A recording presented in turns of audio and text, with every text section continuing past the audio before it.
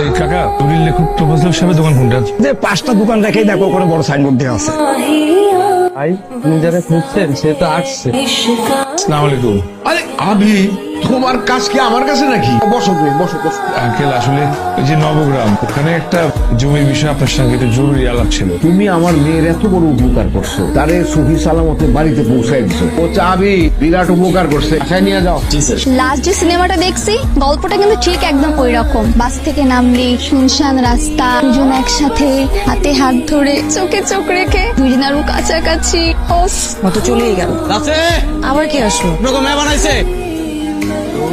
কোন জমি কথা বলছিলাম বাবা? আমার মামা তার জমি প্রবর্তের জন্য বন্ধুকে প্রোগ্রাম দিয়েছিল। বন্ধু জমিটা ফেরত দিতে চাচ্ছিল না। অগ্রেনের কাগজপত্র আছে তো? মামা তো মারা গেছেন, এইভাবে নাই। আসনা কাপটা নিয়ে যান, পরে সময় পাবি না। বেশি পাচ্ছিস, চুপ থাক।